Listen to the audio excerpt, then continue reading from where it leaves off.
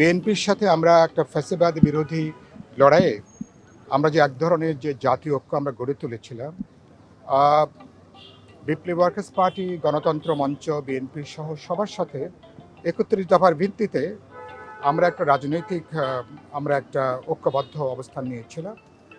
এখন অভ্যুত্থানের পরে যে পরিস্থিতি তৈরি হয়েছে, আমরা মনে করি বিদ্যমান যে অবস্থাতে এবং গণতান্ত্রিক উত্তরণের একটা নির্দিষ্ট পর্যায় পর্যন্ত যুগপথের এই সমঝোতা ঐক্যটাকে ধরে রাখা দরকার।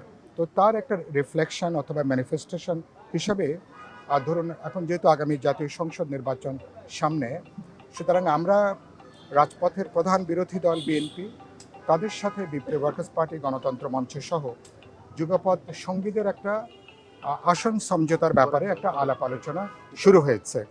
তো আমার মনে হয় যে এই আলাপ আলোচনাটা আমরা ইতিবাচকভাবেই দেখতে চাই।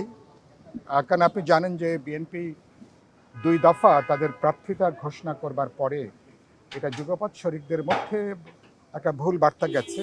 কারণ অনেকগুলো গুরুত্বপূর্ণ আসনে যেখানে বিপ্লবী ওয়ার্কার্স পার্টি, গণতন্ত্র মঞ্চ বা যুগপৎ শরিকদের শীর্ষ নেতারা ছিলেন, বিএনপি সেখানেও তার প্রার্থিতা তারা ঘোষণা করেছেন। এগুলো মিলে বা এক ধরনের মনস্তাত্ত্বিক দূরত্ব তৈরি হয়েছে।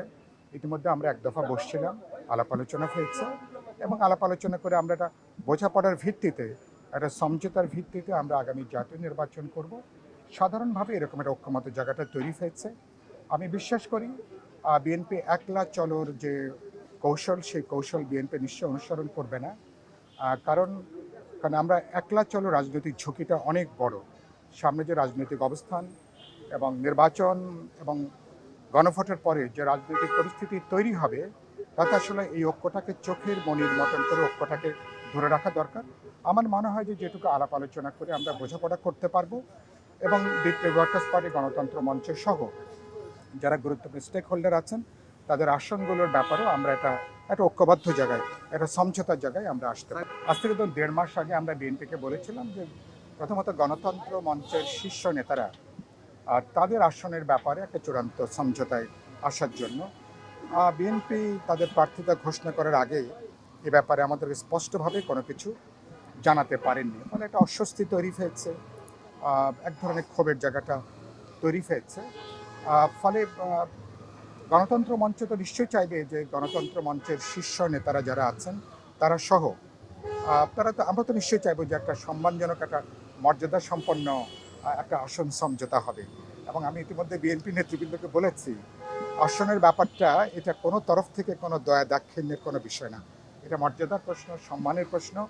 এটা লড়াইয়ের অংশীদারদেরকে আপনি তাদেরকে পরিপূর্ণ মর্যাদা দেবেন, তাদের আগামী জাতীয় সংসদে লড়াইয়ের মানুষগুলো যাতে প্রতিনিধিত্ব করতে পারেন, লড়াইয়ের ঐক্যটা যাতে আগামী সংসদেও থাকে এবং পরবর্তী গণতান্ত্রিক উত্তরণও যাতে তার একটা ম্যানিফেস্টেশন ঘটে, এটা নিশ্চয়ই আমরা দেখতে চাইব। সংখ্যাটা বোঝা যাবে আমরা আলাপ আলোচনা করবার পরে। সংখ্যাটা ধরুন এটা ১০ হতে পারে, কি ১৫ হতে পারে, ২০ হতে পারে। এটা কি হবে সেটা বাস্তবে আমরা বসে আলাপ আলোচনা করলে তখন এটা বোঝা যাবে। না, এরকম কোনো বিষয় না। বিএনপিতে এ পর্যন্ত আমাদের সঙ্গে লাস্ট সভায় তারা বিএনপি বলেছেন, তারা এটা এখন তাদের একটা প্রাথমিক তালিকা, একটা সম্ভাব্য তালিকা।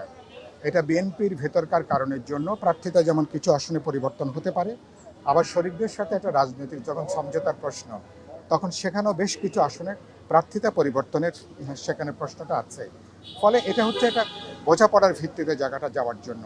আর ধরুন আপনি চাইলেই যে কোনো আসনে তো নিশ্চয়ই বিপ্লবী ওয়ার্কার্স পার্টি বা গণতন্ত্র মঞ্চের শরিকরা তারা নিশ্চয়ই সেখানে অংশগ্রহণ করবেন না।